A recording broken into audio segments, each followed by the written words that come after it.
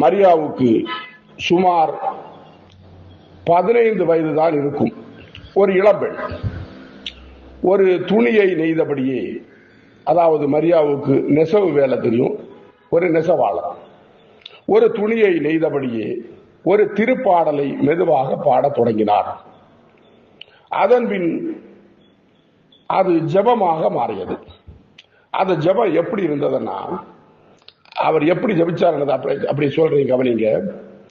மிக உன்னதரான கடவுளே, உலகிற்கு சமாதானம் கொண்டு வர இனியும் தாமதியாதேயும், உம்முடைய கிறிஸ்து வருவதற்குரிய அனுக்கிரகமான காலத்தையும் தூய வளமுள்ள கன்னியையும் எங்களுக்கு தந்தருளும்.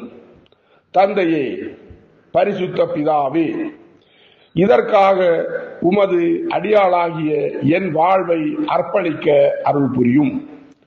உமது ஒளியையும் உமது நீதியையும் இவ்வுலகில் கண்டு எங்கள் இரட்சண்யம் நிறைவேறிவிட்டது என்று அறிந்த பிறகே நான் மரணமடைய செய்யும். பரிசுத்தரான பிதாவே, தீர்க்கதரிசிகள் வாக்களித்தவரை பூமிக்கு அனுப்பும். என் உயிர் பிரியும் வேளையில் உமது இல்லம் எனக்கு திறக்கப்படும்படியாக அதன் கதவுகள் உம்மை நம்பிய அனைவருக்கும் உம்முடைய கிறிஸ்துவால் திறக்கப்படுமாகையால் உமது அடியாளுக்கு உம் இரட்சகரை அனுப்பியருளும்.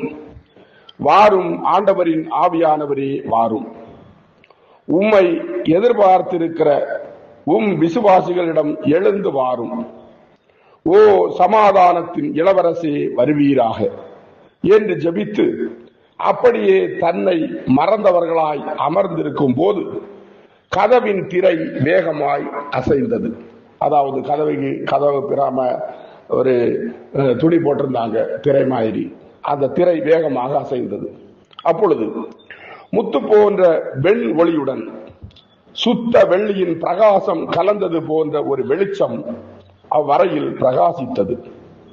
அங்கே அதிதூதரான சமனசு சாஷ்டாங்கமாக பணிந்து, வாழ்க மரியா, வரப்பிரசாதத்தினால் நிறைந்தவர்களே வாழ்க என்று வாழ்த்தினார்.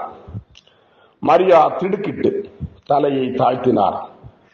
தன்னிடமிருந்து ஏறக்குறைய 1 மீட்டர் தூரத்தில் ஒளிர்ந்த அந்த உருவம் தன் கைகளை மார்பில் குறுக்காக சார்த்தியபடி முழங்காலிட்டு தன்னை அளவில்லாத வணக்கத்துடன் பார்ப்பதை பார்த்து மரியா மேலும் அதிகமாக அஞ்சினார்.